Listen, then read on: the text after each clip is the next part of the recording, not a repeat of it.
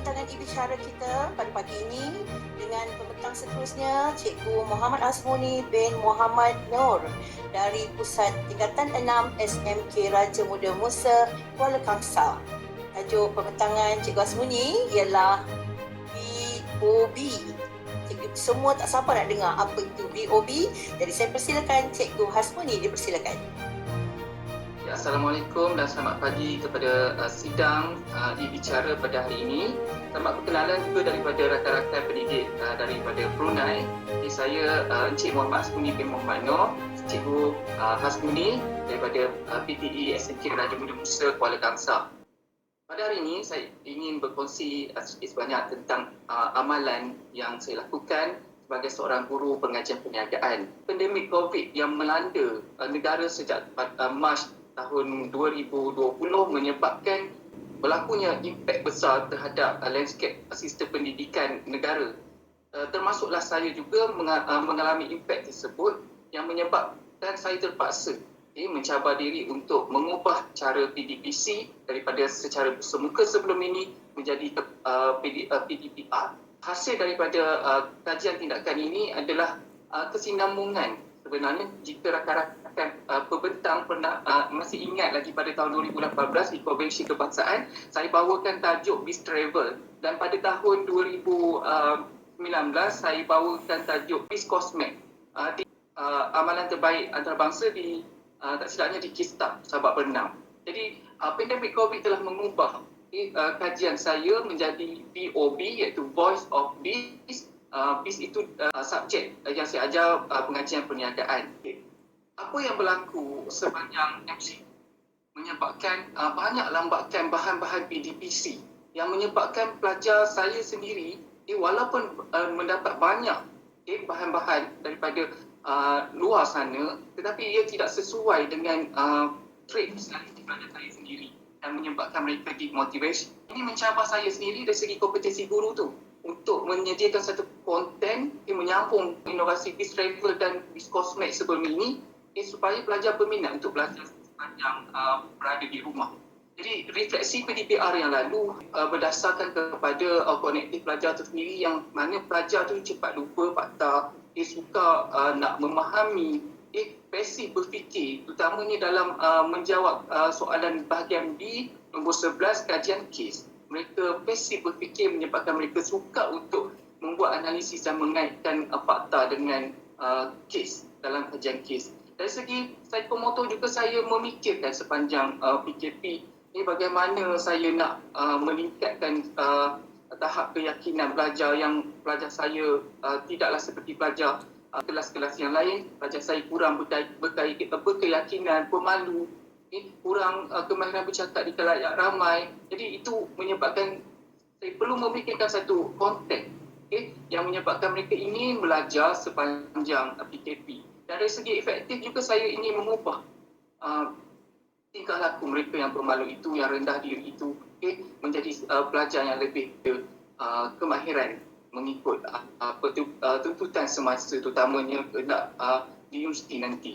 Jadi secara tak langsung saya juga mereflect diri saya sendiri sebagai seorang guru yang sebelum ini terbiasa dengan PDPC bersemuka, berdepan dengan masalah COVID ini menyebabkan saya terpaksa lebih inovatif, terpaksa mencabar diri untuk menguasai teknologi yang sebelum ini saya kurang menguasainya. Terbitlah satu operasi yang bernama VOB yang berobjektifkan untuk meningkatkan pemahaman terhadap fakta dalam topik pengajian perniagaan melalui cara yang paling fleksibel, mudah diakses, boleh belajar pada bila-bila masa, agar dapat meningkatkan prestasi dalam peperiksaan. Manakala dari segi psikomotornya, objektif untuk meningkatkan kemahiran komunikasi pelajar saya yang agak lemah waktu mereka sepanjang di semester 1. Melalui pembelajaran berasaskan projek, kebetulan PKP menyebabkan saya suka untuk bersemu dengan mereka. Jadi saya berikan pembelajaran secara projek, dan dari segi efektif nak mengubah tingkah laku pelajar saya yang kurang berketerampilan dan berkeyakinan tinggi itu untuk lebih menjadi seorang lepasan STPM yang boleh berdaya saing selepas tamat peperiksaan. objektif kepada diri sendiri, kompetensi untuk diri sendiri untuk mendorong saya dan mencabar diri untuk seiring dengan tuntutan semasa. Sasaran yang saya sasarkan pada inovasi VOB ni adalah daripada 19 orang pelajar kelas 6 PP1, iaitu mereka berada dalam semester 1, dan kebetulan saya menjumpai satu artikel dalam Business Insider yang mengatakan university should ban PowerPoint. It makes students stupid and professors boring. Dan saya perlu beralih walaupun melihat ia inovasi yang sangat simple, tetapi sebenarnya pada saya dia cukup untuk menjuarai pelajar saya. Tidak perlu untuk saya menjuarai orang lain. Okay? Pada waktu sepanjang PKP ini untuk menjuarai menjadi guru ICO, PDPR ataupun sebagainya, tapi cukup untuk saya memberi integrasi kepada yang lebih spesifik kepada pelajar saya sesuai dengan minat mereka itu sendiri. Jadi saya memperkenalkan VOB ini, iaitu satu pembelajaran berasaskan projek yang mana mereka mencipta video kreatif. Kalau kita tengok di YouTube sana banyak lapakan video kreatif, dan adakah ini satu inovasi? Kan? Tetapi saya percaya ada kekuatan tersendiri dari segi kontennya, kandungannya, yang mana pelajar diberikan kebebasan untuk berkarya.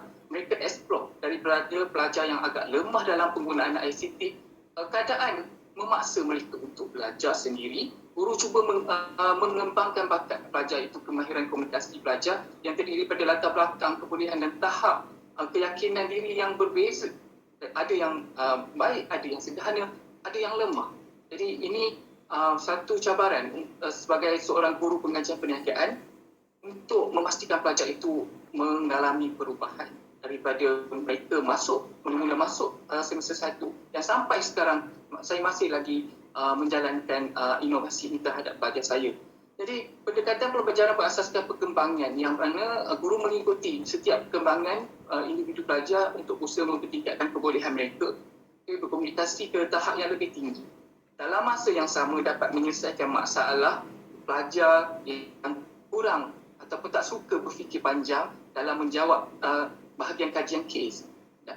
Jadi kekuatan kandungan bukan sekadar hanya menyampaikan fakta yang disebut semula yang terkandung dalam silibus. Kan?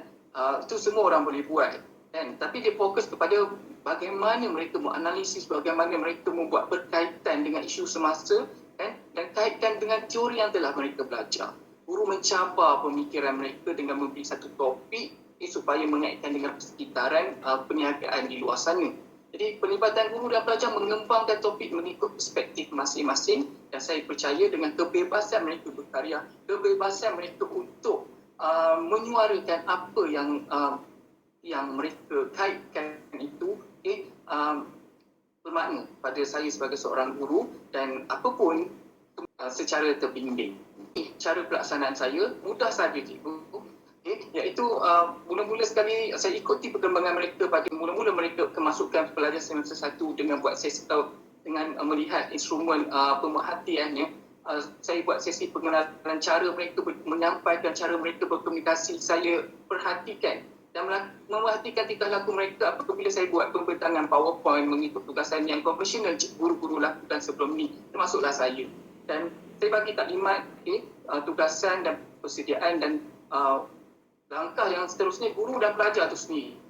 Saya mencabar pelajar saya untuk mencipta video kreatif, tetapi sebagai guru kita perlu memberi suri tauladan yang lebih baik kepada pelajar. Dan saya sendiri yang tidak mahir dalam ICT juga dalam masa itu mencabar diri saya untuk mencipta bahan video kreatif itu untuk tujuan konten mencabar pemikiran pelajar. Jadi langkah yang terakhir kita akan adakan sesi ulang tayang dan komentar seperti mana pertandingan-pertandingan di program TV itulah ada panelnya untuk kita komen buat penambahbaikan, dan untuk pengetahuan semua pembikinan video ni ada 3 round, 3 pusingan, yang mana pembelajaran berasaskan perkembangan ini memerlukan pelajar itu memperbaiki diri mereka dari semasa ke semasa. Apa yang cikgu lihat ini adalah sebelum VOB diperkenalkan, yang mana saya memahami tingkah laku pelajar saya semasa membuat pembentangan profesional, dan seterusnya saya sendiri menghasilkan video dan pelajar menjawab persoalan saya dalam pembikinan video mereka.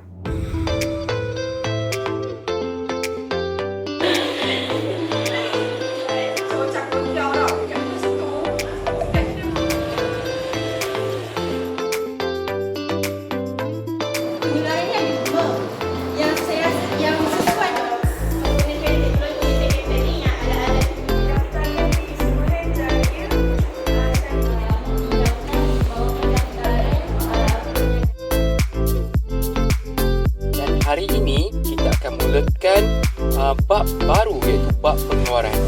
Hari ini ada satu isu yang stage review dengan pelajar 6.1. Nak tanya, dalam konteks perkembangan perniagaan di persekitaran kita yang tinggal di Kuala Kangsar ni, apa yang anda habis student tahu tentang perniagaan terbaru ke atau yang bakal muncul di sini? Produk baharu ni terbagi kepada 5 peringkat. 5 peringkat dia ialah menyedari, meminati, menilai, mencuba dan menerima. Wah, bila nugget daripada lain ni. Kita dapat makan dan tengok TV ni mesti sedap. Kejap. Okay, matriks ini digunakan untuk menganalisis jenis-jenis perniagaan. Beberapa situasi yang kita boleh tahu yang mempengaruhi gelagat pengguna. KFC ni antara contoh kedai mana menjalankan 2 aktiviti. Semua Yana nak cerita dekat korang, nak share dekat korang tentang apa itu sasaran pasaran. Assalamualaikum dan Jahau and Benakem. Okey, punca ni adalah pihak yang jual barang secara terus kepada pengguna akhir.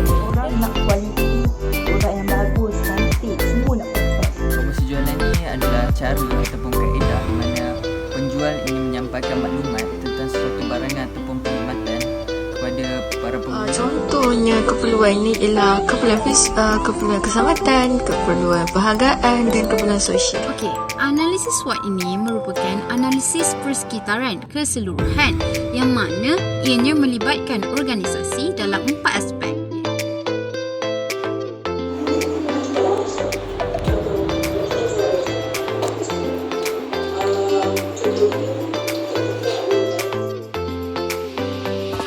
Kepada impak.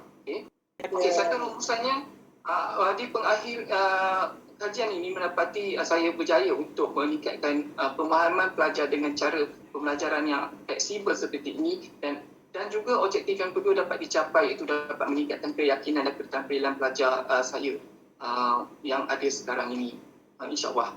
Itu saja daripada saya. Terima kasih dan maaf atas segala kekurangan. Terima kasih.